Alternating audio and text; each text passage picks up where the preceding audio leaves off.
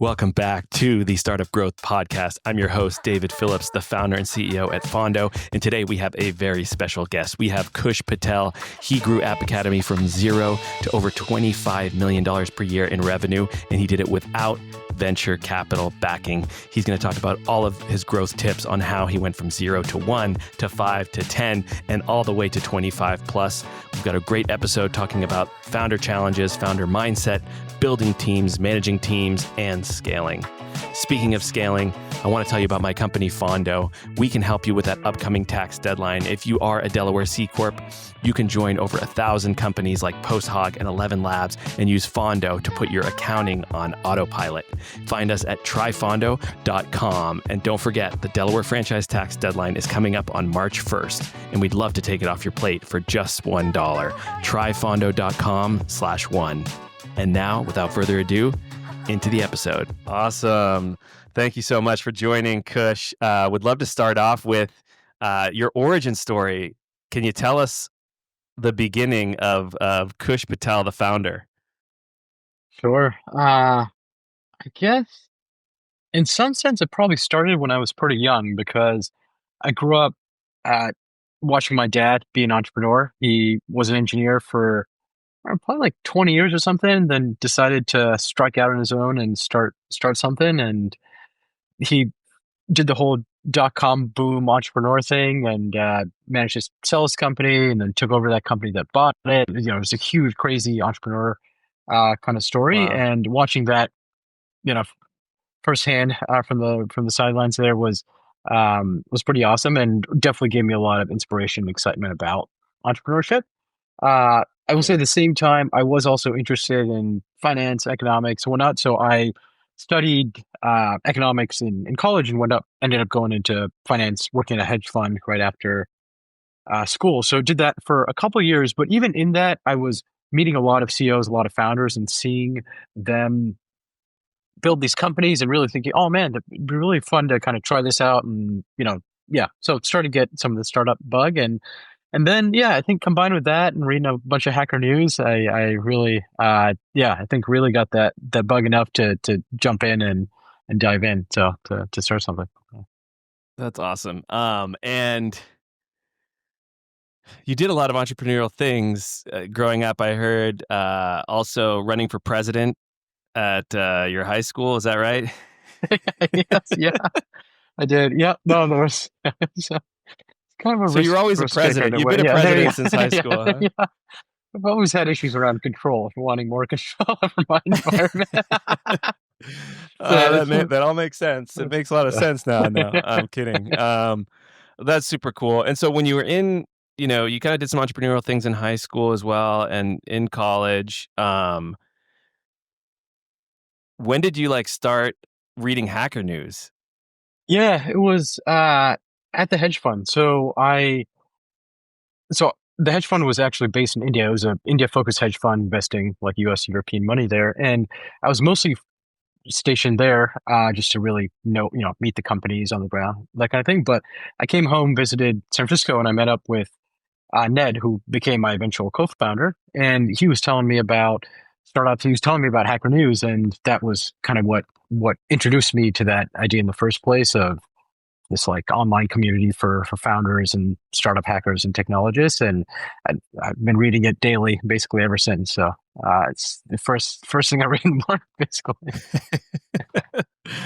That's amazing. And so how did you go from, you're at a hedge fund in Mumbai, you are working with founders and CEOs there. What scale of companies were you working with when you were at that hedge fund? Yeah, so it was mostly public companies. There were some private companies that were about to go public, and maybe one or two, even smaller companies. But it was larger companies and companies that had really been successful and changed kind of the landscape of India. So it was awesome to see companies that had that size and impact. There were some that especially had a strong impact on me. So there was one that I sat on the board of, which was the microfinance company. So microfinance basically is very small loans. So very poor people that don't have access to any kind of traditional kind of finance, banking system, anything like that, can sometimes be serviced by these these things called microfinance companies where they come and give small loans and might be collateralized with like a group of people as opposed to just being a debt that you hold. But anyways, it showed me the power of providing financial capital, access to markets, access to opportunity to these people, and really showing what could be unlocked with this kind of like for-profit capital market solution to the problems of poverty. And to some extent, I think I really carried some of that learning into App Academy and opening up access to opportunity for folks in App Academy. And I think some of that learning came through. Yeah. I can definitely see that, especially with the invention of the ISA. So, okay, so now you're post hedge fund, and you have this idea for App Academy. Like, what was App Academy when you first launched, and how did you launch?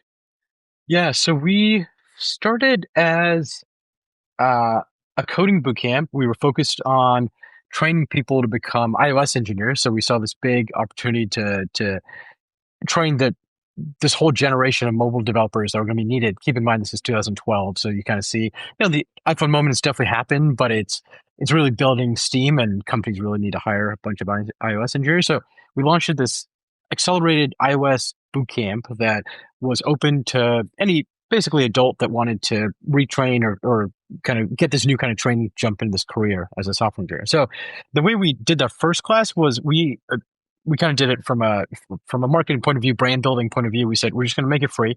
We just want to attract the most eyeballs and most customers, et cetera. So we launched that on our Hacker News, and we did a little voting ring type stuff to make sure that it stuck on the front page of Hacker News for the day, and had, I don't know, like 10, 15,000 hits or something, and hundreds of apps.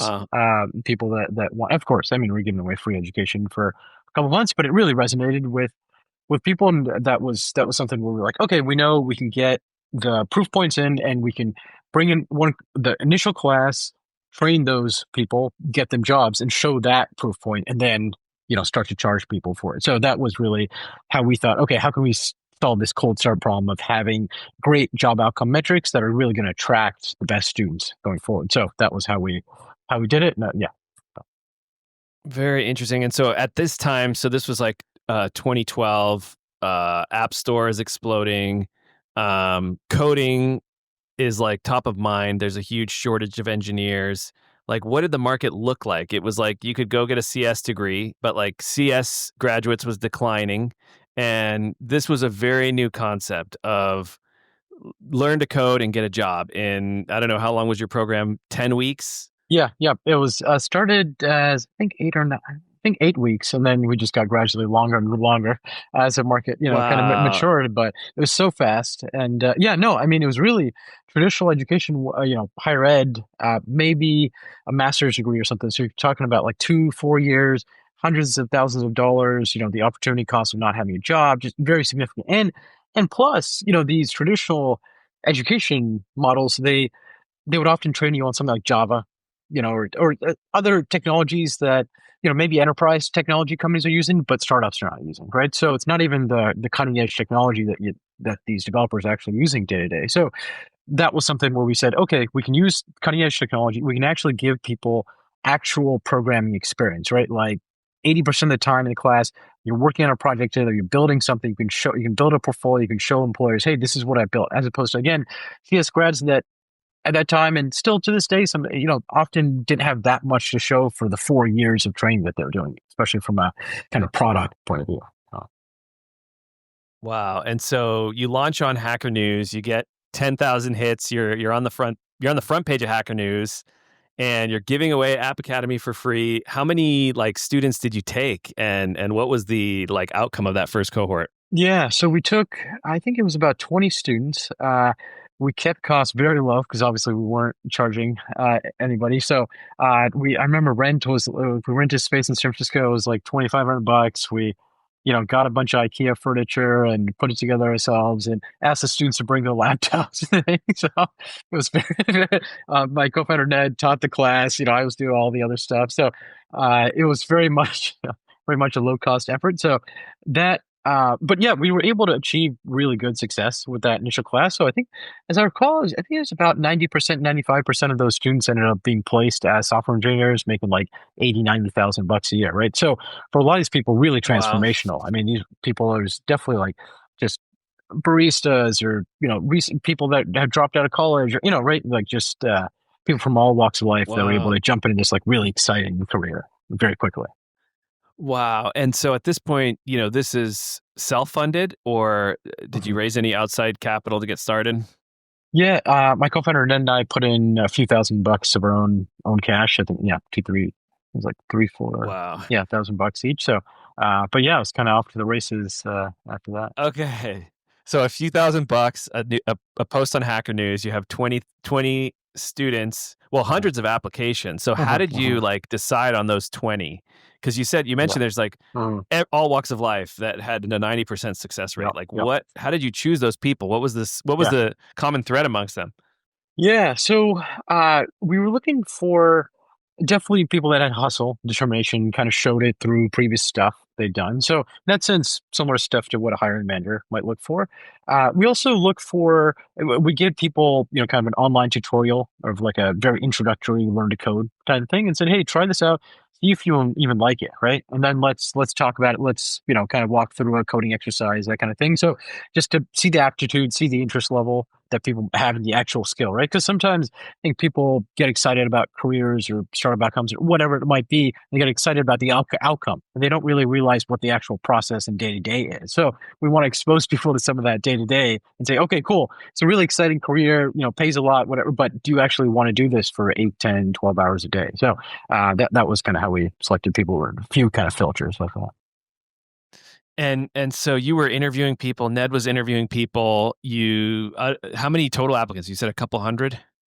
I can't remember. As I recall, it was something like, I want to say 400 or 500, something like that. Wow. Yeah, yeah, Okay, so a lot of free people. class, Hmm. 20 students, whittled down from 500 applicants, based on aptitude, desire to code, grit, and 90% of them get jobs. So that's pretty insane. And so how did you quantify the value of that? Like that is like someone you put together a couple Mhm, thousand mhm, bucks with Ned, you do a post on Hacker News, and now all of a mhm. sudden 15, 20 people are making 90 grand Yeah, from much less than that. sure. Yeah, Um, yeah. Yeah, no, that's a really great point, and reminds me the awesome impact that education can have, right? Because it's these people are. It's a more recent statistic. People are coming in App Academy with an average salary of like, call it, it's like 36,000, coming out average salary of 90,000. You multiply that by their career, you're talking about like even every class of 10 or 20 people, it's like millions of dollars, right? Of value that are being created for people's careers. So, yeah, it's really awesome. And in some ways, you really want to, just as a startup founder, make something that really people want and provides a lot of value to people. So in that sense, we're like, holy shit, like this really works and it's very effective, and is going to be something that we can really build a strong company around. So, but then in terms of pricing, of course, we thought about, okay, what, how are competitors, how do we want to look at colleges or other alternatives and still make our offering very, compelling, and still make it so that the customer is retaining the vast majority of value of that kind of career progression. So, that's kind of how we thought about that. Interesting. So okay, so the first cohort's free, and then what was the price of the second cohort? Yeah. So what we did there was, that was actually where we introduced the income share agreement. So that was where Ned and I thought, hey, basically, like, what if we did something kind of weird and kind of crazy, which is charge students, instead of normal tuition up front, charge them only when they get a job. And in that case, charge them a percentage of their salary, right? So I believe it was 12.5% was what we charged people kind of first year salary. So what, make 100,000, you pay us 12,500. So keep it kind of simple. We still had an option for Wow, people pay up front, but that model was the one that people really loved. that's pretty incredible. I mean, you were the first education company to ever Mhm. do that, right? I mean, in modern Mhm. times, I Uh-huh. think there's Uh-huh. like this has always been like, oh, logically that makes sense. Like align outcomes, align the value of the outcome with the cost, in some way. But no one ever did it. But you guys just said like, fuck it, we're doing it. And like, how do you even like write that into like a sign up flow? Like, do people just agree? Do you have to sign like a crazy contract? Yeah, no, it was, I can't, in retrospect, it's some extent, I'm like, how did we do that? It was great. But, yeah, we, I mean, part of the reason, I'd say the main reason we did it at that time, we were excited about it as a cool kind of interesting innovation, but we were also like, we're two random people. Nobody knows us. We don't even have a network in Silicon Valley. Like, how are we going to get people to pay, the kinds of money that we think this tuition is worth? But it's hard to kind of prove to people. So we said, let's just put our money where our mouths are and do this kind of tuition model. So now, of course, the tuition model theoretically, how do we turn that into actual practice, right? So yeah, we kind of, we got some help a little bit from some lawyer friends. We kind of wrote our own contract. We kind of did, our best with what we could come up with. I wouldn't say it's the strongest contract, but then we just iterated on it over time. We just learned, how does somebody, the great thing is 95% of people honest. They just paid the money, that they owed once they got a job, and it was great. But there's the 5% or whatever, for whatever reason they might try to find a way around the contract or not. And that's how our contract got stronger. We were like, okay, cool, that's just another clause in the contract, and that's from the clause, that's from the clause, and then the contract becomes really strong over time. So that's kind of how it evolved. That's great. I mean, that's great. I think that's a huge um, like such a great example of like how you have to just launch and change things as you go. Cause I could totally see someone being very hung up on like, well, this doesn't have any teeth. We can't take on any students until we figure this out and spend like months and months talking to like several lawyers and like, Sure. but you guys were like, no, like we got to launch. I mean, that's pretty awesome. Yeah, no, I think back to the speed that we moved at back then, it was very, very, very impressive. And I think we just had this confidence that we could just do things. Ned basically wrote the whole curriculum, and I'd say like a couple months or something. He just had to do a whole rewrite of the curriculum because we were changing from iOS to web in our second class. So it was like, okay, we're just going to rewrite, and just like morning to night work, and but the speed and focus of just getting it done. So yeah, no, I mean there was some beautiful stuff that we were able to accomplish back then. Wow. Wow. That's amazing. So, okay, so 12.5%. I'm trying to do the math in my head of $100,000, so 12,500 on average, let's say. So like $250,000 per Yeah, 20-person cohort. yeah. So I mean, we'd have, of course, like not everybody would graduate. It'd be like 80-90% of people graduate, and then of those, maybe 90% get a job, maybe Yes. 95% of Okay. those people pay us back. So call it 150,000, 125, or sorry, yeah, 150, 200,000 somewhere, yeah, ballpark per class. But Wow. yeah, good, you know great revenue. Of course, we rent and infrastructures and all these things start, we wanted to kind of bring up the quality as we were starting to charge people money for it. But yeah, no, we were, Yeah. How uh, did that change? How did the sort of, okay, so when you put a couple $1,000 in, first class is free. Next class, you're not getting paid until they get a job, which is, so like, I guess what did your first year look like compared to your second in terms of like, yeah, what was your facility, how yeah. much revenue, how many students, and then year two? Yeah, so year one actually, so the first class was free, but we had a hiring day at the end of it, and we said to companies that were in Silicon Valley, "Hey, we've got software engineers, very talented. Come on down.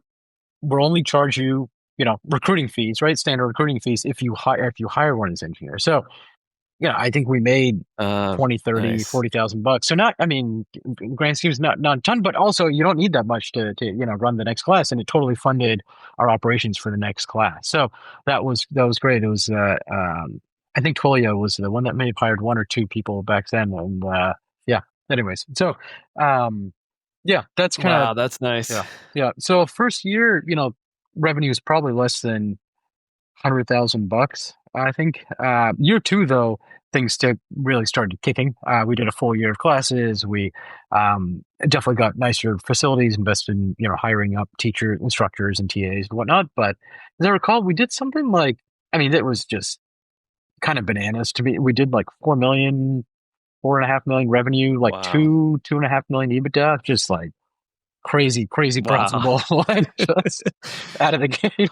Wow. Yeah, So you ripping. grew like Yeah, 40x in 1 year yeah, to 4.5 million. Wow. yeah. It was. And okay, so like at this point, and what was like the growth channel for this? Was it still like Mhm. Hacker News, or how did people hear about App Academy? Yeah, it was. It was Hacker News. We were doing some retargeting. So my co-founder Ned, he had previously worked in different kinds of ad tech. So his last job was at Google before he joined, or before we started App Academy. He was working on the search team there at the end, but he'd done a lot of ad stuff. So he was still, it's funny, he like created, very sophisticated ad algorithms, but he himself would say he's not the most sophisticated ad buyer, or digital ad buyer. So, but we knew, I think one thing that's very obvious to people buying digital ads almost immediately is that retargeting is like the most effective, highest ROI digital ad you can buy. The only problem is that you can't buy that much of it because retargeting means that you're showing ads to people that have come to your site. Now, of course, there's only a limited number of people that have come to your site. So, you're limited by that inventory, but the ROI is very high to show the people that have already come and showed organic intent to your site ads about your service. So, Oh, interesting. um, Interesting. Okay, well, so you started with retargeting ads. So, mhm. okay, so first year, totally organic, Hacker News, 100,000 in revenue. Second year, 4.5 million in revenue. And that growth was organic, it sounds like, and then also retargeting. Is that right? Like, was there Yeah. like what percent? I mean, and you were profitable, so 2.5 million in profit. How much were you spending on ads? Yeah, it was not much. I think it was, I want to say it was like 100,000 bucks total or something. It was it's very little. We were Wow. still, even then we weren't really managing it because we were doing all these other things. So, but it was around that time, I wouldn't say maybe end of that year, or early the next year, 2014, that we ended up hiring Daniel. So Daniel was the head of marketing for a company called Massdrop, which is an e-commerce site that, um, he was the first employee at, went from like 1 million to 100 million revenue, built a big marketing team. Somehow we convinced him to join App Academy and join the cause. But and he really professionalized things Wow. a lot, but very, very strong marketer. So also, yeah, built out our ads and started helping build out the other kind of, life cycle marketing, all the other aspects of the marketing, side of things, Wow. really testing what works. And So what does that look like when you go from, okay, you just had a monster year, 4.5 million, you're still bootstrapped. Mhm. You bring on a new marketing leader. What did year three look like in terms of growth, and what was the impact of, what were some of the things that had the biggest impact? Mhm. Yeah, as I recall, it wasn't as crazy growth. I think it was like, I want to say 6 or so million in top line. Yeah, so it wasn't wild. We were definitely investing in, okay, bringing Daniel on. How do we grow this? How do we continue to see continued success? There were, more entrants coming into the market, more boot camps coming in. The boot camps are already in. We're starting to spend money. There was funding started coming into the market where VCs were starting to come in. So that was making the economics around paid change, kind of significant, and that played out over many years. But that was starting to happen. There was, yeah, I think, as I recall, though, we got paid much more stood up, in terms of like Google, Facebook, kind of PPC. And that was back when Facebook, you could like target extremely well, right? Like Facebook obviously has done big changes over time, but at that point you could, I mean, the targeting it was shocking. It was so good, that they would like, like you do.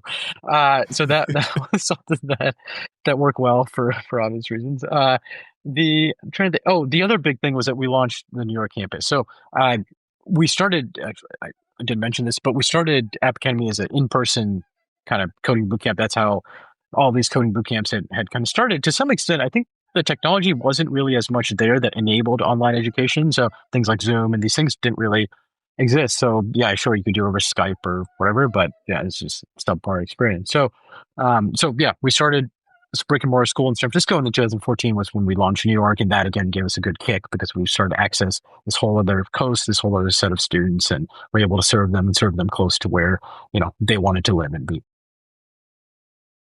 Oh, wow. And so year one, 100,000, year two, 4.5 million, year three, you start to formalize a lot of the process, bring on some marketing help, Mm-hmm. and now you're at 6 million. You open New York.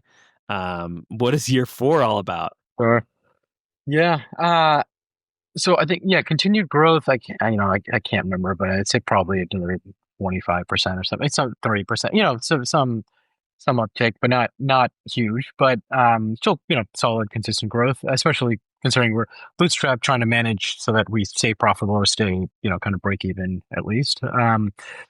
One thing that I didn't mention actually that we started doing from the beginning that I would be remiss not to mention is that, and really helped us a lot, is that we really took to heart, how can we really transform the students' lives and do everything we can to get them to their goal. And a lot of the students that I think were interested in coming to AppCat were not even able to afford the living expenses in San Francisco. So we actually let them live in our office in San Francisco and then in New Wow. York. So we were letting them stay there. And this was something.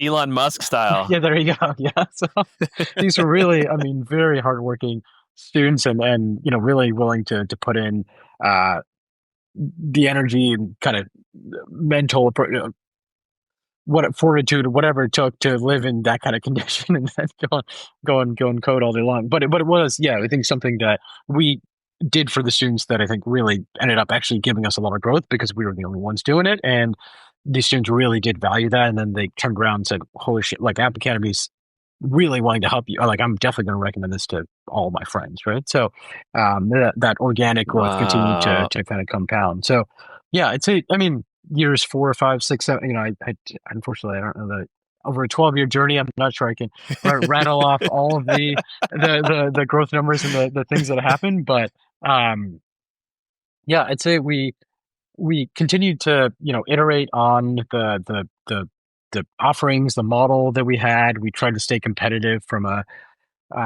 financing point of view. We're offering this income share agreement, thinking, how can we also continue to be innovative? We tried different things, like even like, hey, well, when it finally came that San Francisco and New York wouldn't let us have students living in our office anymore, we said, okay, maybe we can lend students money and then, or not loan them money, but actually give them money. And then they can do that in ISA and pay it back, where they pay greater percentage back when they get a job, and try to link that together. And that ultimately we weren't able to figure out and make it work, but we were always trying these things of how do we continue to kind of give more to the students and integrate more deeply with the companies, and how do we kind of make our students better and better kind of employees for those students. So things that ultimately even ended up in Wow. like, oh, this company is going to design a coding challenge for the students, so let's give it to all the students, and now they can automatically pass the first level of the phone screen or whatnot and jump into the coding interview. So things like that I think made the product that much more valuable.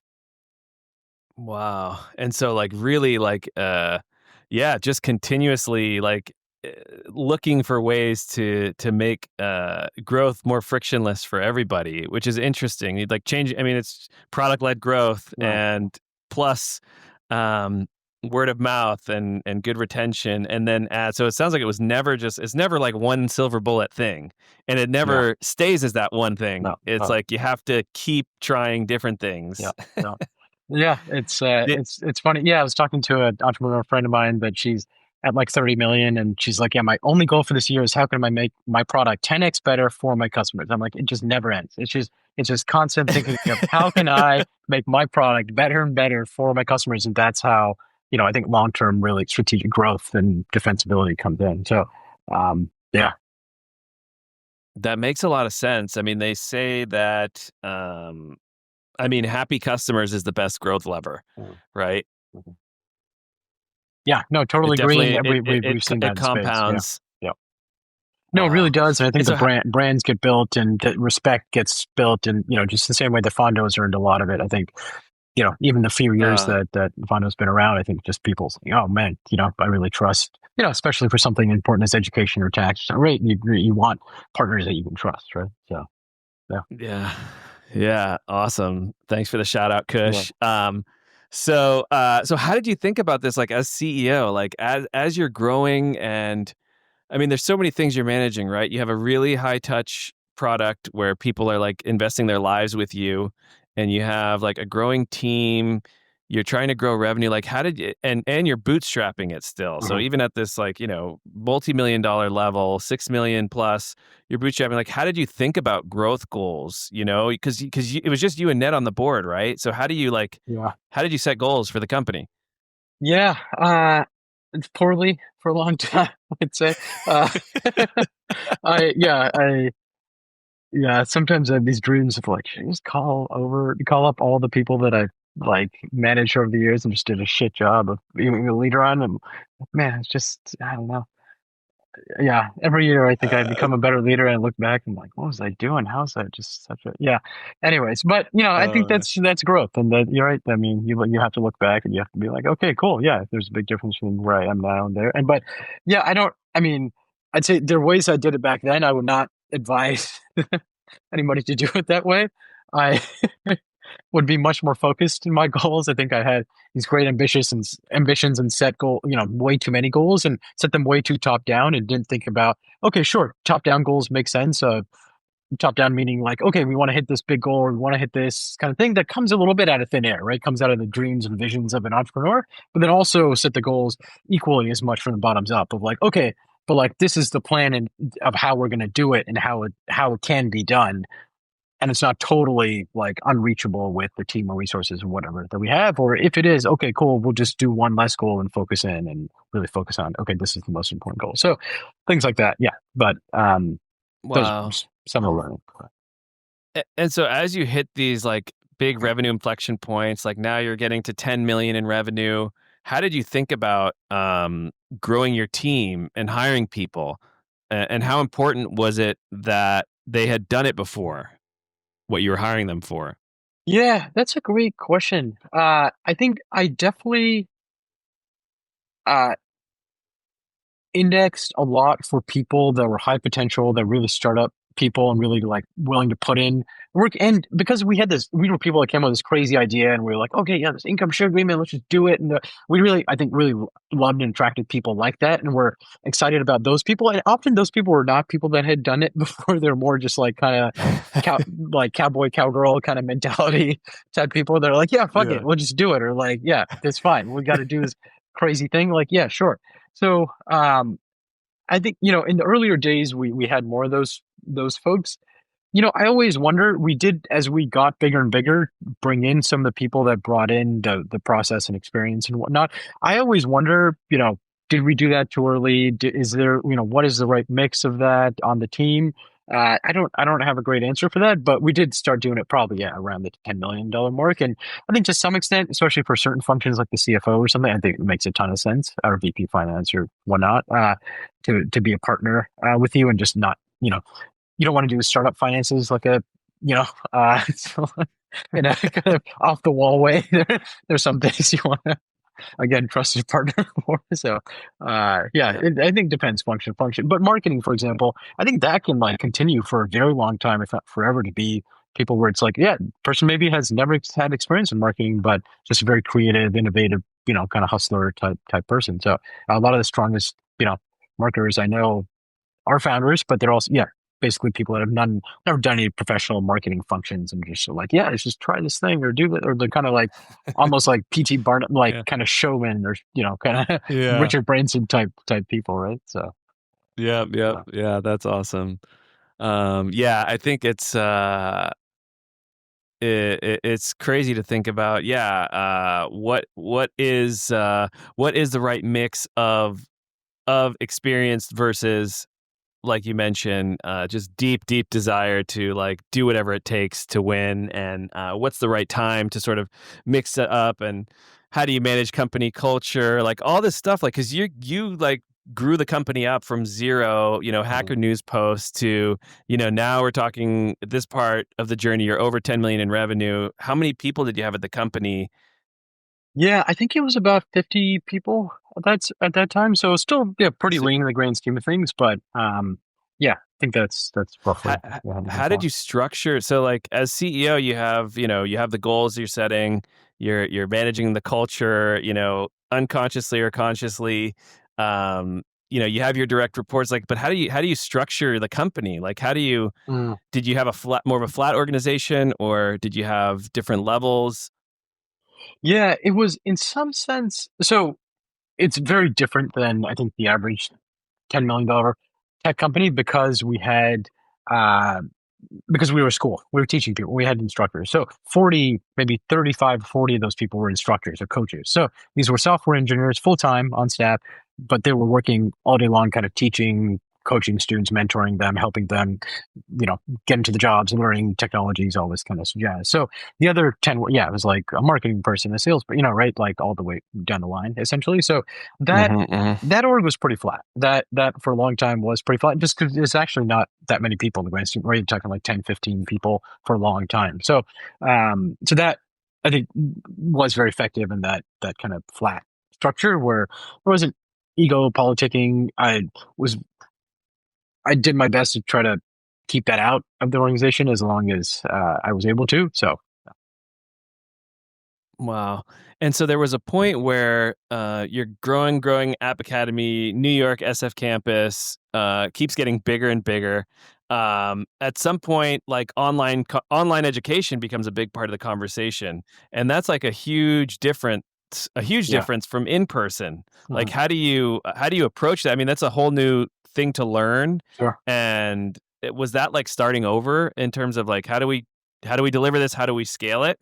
What was that Yeah. like? Yeah. So it was definitely a kind of oh shit moment of like this online education is happening. It's like it's growing. It's going to be a thing. It seems like it's definitely going to eat our lunch and be a better version of our bootcamp in many ways. In some ways, it was hard to believe because if you asked me, would I want to take a coding bootcamp in person or online? In person, like 10 out of 10 times, right? I think a lot of people that I would talk to, a lot of people are working at App Academy. So it was interesting. It made it that much harder because, ideally you have deep customer empathy for the thing you're building. So that definitely made it harder because a little bit more arm's length. Fortunately, it was very close, very adjacent to what we had built and what we had known.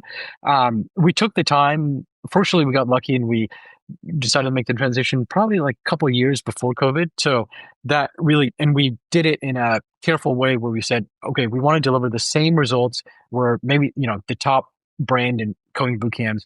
How do we sustain this brand, this track record of success, these placement rates, these job outcomes that we've built a brand around? How do we bring that online? So we really want to think from the ground up. Okay, online education has different pros and cons versus in-person education. Online, you don't get as much community because you're not going out for a drink after, a long week of coding with your fellow classmates. So you don't have that. But how can you create other kinds of community? Or how can you, online has benefits too. There's no back at the classroom. Everybody's all in front of you. The teacher can equally see, the student that would be hiding in the back of a classroom or something and see their face much more clearly than they can in a physical classroom. So how do you play the strengths and mitigate the weaknesses? So that's kind of how we thought about it and designed it. But yeah, no, that was for us. We first launched a full-time online kind of version that quickly scaled to 10 million. Then we launched a part-time and that itself scaled to 10 million. Like we saw some big Wow. growth. Of course, the in-person course got a little bit smaller. The same token because online education, especially during COVID, was really had these tailwinds behind it. But yeah, I think we were quite successful in making that transition and using it as a way to actually increase the value and get a lot more revenue. And these platform shifts are often a great opportunity to be able to capture a much bigger piece of the market. So we saw that for what it was, and I think placed the bets correctly, behind it. Wow. And so as you are like going to market with a fully sort of digital product at this point, how did that change? In what ways was that easier or harder than growing the in-person? Yeah. Sorry, do you mind asking that in a different way? Yeah. So like, so you went to market with your original idea and you had a lot of success attracting customers. You had this process of, okay, we're going to give it away for free at first. We're going to build a track record. we're going to charge a percentage of your salary. We're going to keep delivering on outcomes. You keep scaling and scaling that. And I think by the time you got to the online version of App Academy, what revenue scale were you at? Yeah, probably about 10, 12 million, something like that. So you're at like 10 or 12 million. You already have a huge business in person. So now, as you now are like bringing this online version to market, was it the same sort of marketing tactics and growth tactics that I see. got you Yeah. the butts and seats in person as online, or was it easier or harder? Yeah. It was easier in some sense because we had access now to a broad swath of the US and a lot of people that couldn't afford to pick up and move. So because you think about the addressable market, it just became much larger for us in the sense that people that can afford to live in San Francisco or New York without a job for 3 or 4 months, it's a very small segment of the market. So to be able to open that up, even if it's, hey, they've got to, live without a job, but they can do it in Missouri, Kansas, whatever, out there, it's even easier to find somebody a couch to crash on, right? Like real estate's cheaper, and people have, yeah. So it's just that much easier to sustain yourself, and to that extent, we were able to access a lot more students. So to that extent, paid CAC was lower. It was, we had to figure out how to access all these different geographic markets, and we did see, it was clear to us, okay, how much brand equity and value we built up in California and New York because we saw how much was just, we didn't get that tailwind when we were going to some of these, Midwestern, Southern states, what kind of things like that. But we did benefit from just low CACs and not much competition. Of course, that changed over time, but we were also, one of the first kind of online coding bootcamps. And so the CAC for a geography where you had a big brand like San Francisco or New York, how did that compare to your CAC from a student somewhere completely different geographically? Yeah. From a different place, in other Sure. words. Yeah. As I recall, it was something like 30-50% of cheaper, like a price difference. So it was kind of significant, right? I mean, we're talking about CACs of thousands of dollars because their LTVs are tens of thousands of dollars. So it's pretty significant kind of difference there. Of course, limited volume. Significantly more expensive or less expensive than than San Francisco and New York? Oh, sorry. San Francisco and New York were significantly cheaper than the other locations initially because we just had that. Now, of course, there's this question of, are you looking at blended CAC? Are you looking at like the marginal paid CAC? Because from that point of view, they're much more even, right? So maybe even more expensive in San Francisco and California. San Francisco and New York, but I'm talking about blended CAC across the paid and organic. But I mean, that makes sense. It sounds like if the sort of like the growth lever of like word of mouth is more powerful if you're closer to your network, like right? Like the word of mouth is spreading faster in San Francisco than it is between San Francisco and Kansas. Yeah. I mean, logically it makes sense, but it's that's great to hear that it's true in the numbers too. Sure. That the data supports this. That's really interesting. I mean, so in that case, did you decide to just focus on those regions, or you're like, you know what, we're going to go everywhere and we're going to figure it out? Yeah, we wanted growth, and it was still very reasonable LTV CAC. So we said, okay, yeah, we'll go broad. It also, we had this stretch around that time, I think about 2018, we launched what we called App Academy Open. So we put all our whole curriculum online for free and had it as kind of a freemium model, built a software platform around it, community. So it was something that hundreds of thousands of students access and helped us build that brand equity more broadly, actually globally versus just in San Francisco and New York. So we thought, okay, we'll make this long-term investment. And, some students will finish this 1,000, 1,500 hour curriculum on their own. A lot of students won't, and will say, hey, even if I could finish this on my own, why don't I accelerate my time, get a job that much faster and save my, start earning $10,000 a month faster. In that case, I'm happy to pay App Academy, $20,000 or something, get a job 6 months faster. So. Wow. And so so you launch App Academy in person. You're getting hundreds of students in your San Francisco and New York location. You scale the business, bootstrapped to over 10 million in revenue per year. Now you're launching online, totally different customer experience. You figure it out. You're adding over 10 million in revenue from just that new channel alone. Did did the App Academy Open come before that growth, or did it like enable that growth?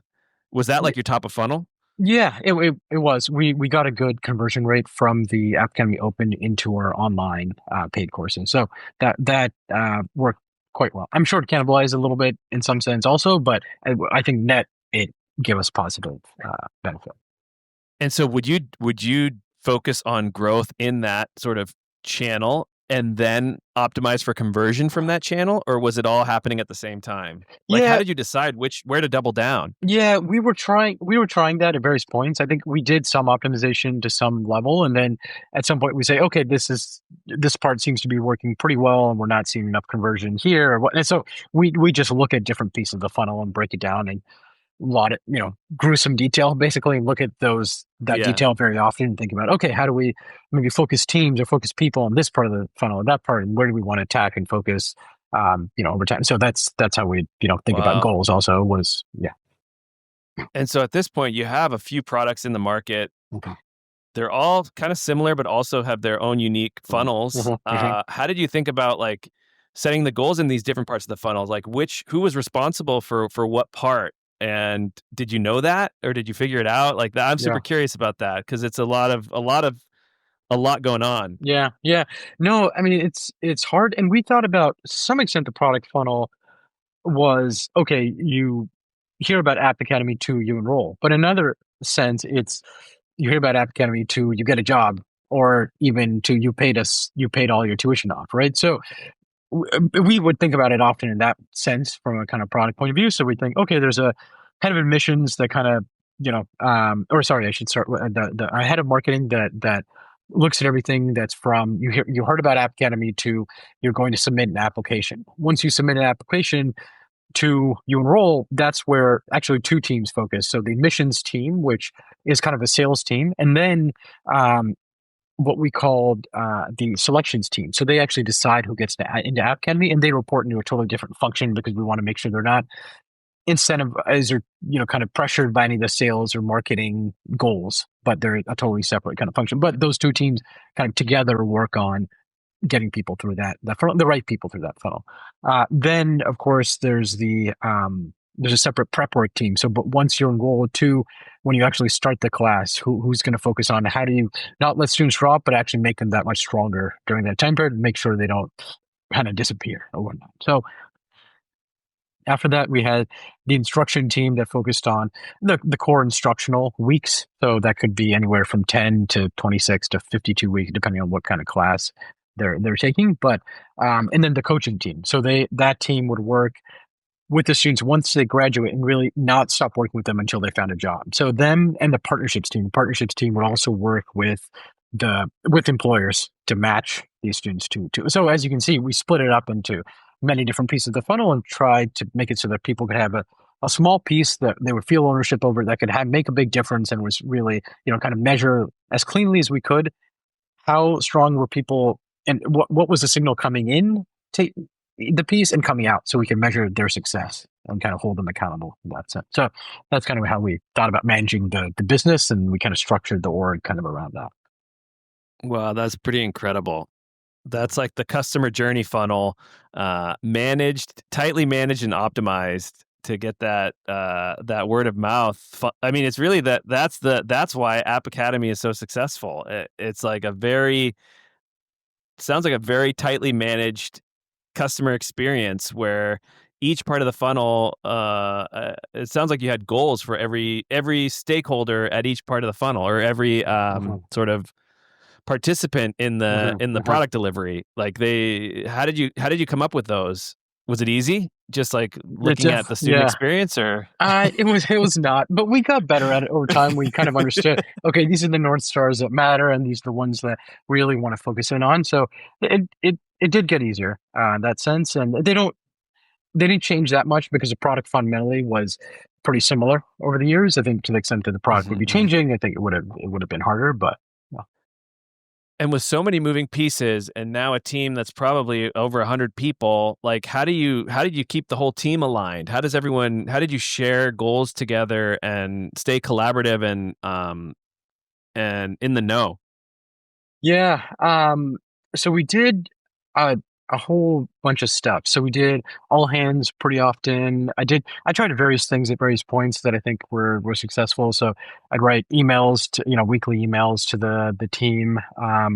We would do different kinds of AMAs where we just do an open, like, hey, there's an hour or 2 hours or whatever, unlimited time where maybe if physical office, I just go and sit there until people run out of questions, or sit online until people run out of questions. So, yeah.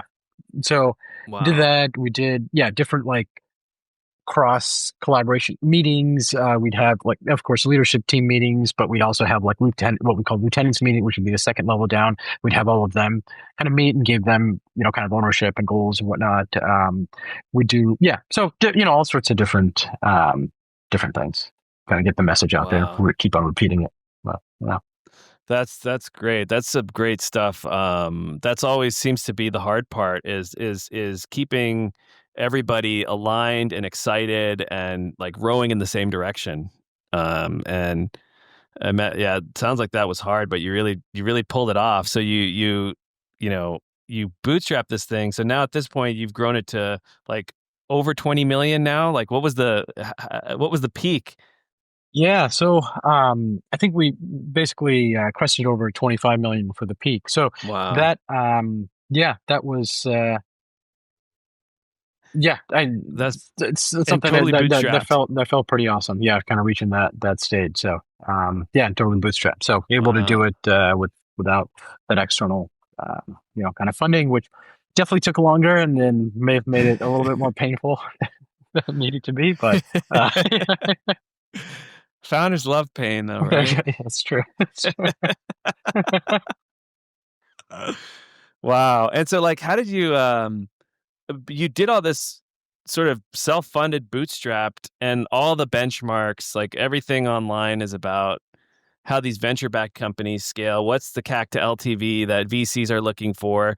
Did you look at any of those or did you just look at like first principles? What do we need?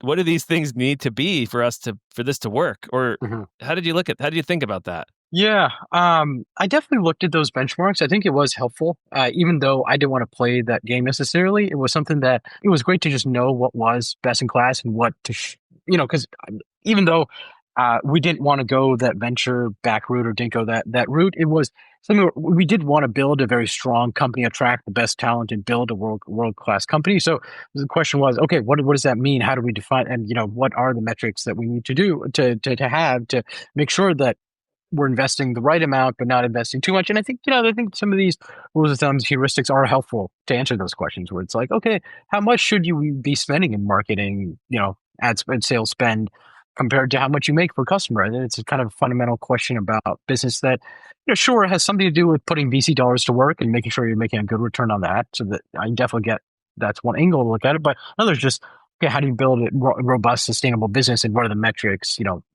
What is that spend to return ratio look like just for a robust, scalable business? So, yeah. Yeah. Wow. That's really interesting. And so, all right. So fast forward today. Now you're board chair at App Academy. What are you excited about these days? What's keeping you busy? Yeah, it's a lot, it's a lot of random stuff. I am still helping out App Academy as much as I can. Where, so from a board point of view, so it's few hours, definitely few hours a week, and we've got a good strong, CEO there that's kind of running the ship. But yeah, for me, I'm trying to basically recharge. This was a 12-year kind of stint for me that it was hard and say burned me out in several ways and many near death Yeah. kind of experiences for App Academy. So definitely had its toll. And yeah, for me, just trying to get health and some of these other pieces back to sustainable long term levels. Where I'm like, okay, maybe I didn't invest in many of these places as much as I could. So trying to give more energy to that and helping friends with startups and things like that. Trying to yeah invest in That's relationship, amazing. community, these kinds of things. Yeah, just got a little bit That's amazing to short. hear. That's Uh, amazing to hear that you're investing in recharging and, yeah, I mean, building your life and I know being a founder for 12 years and doing the impossible, mhm. like doing the literal impossible of no funding to dozens of millions of dollars in revenue takes a toll.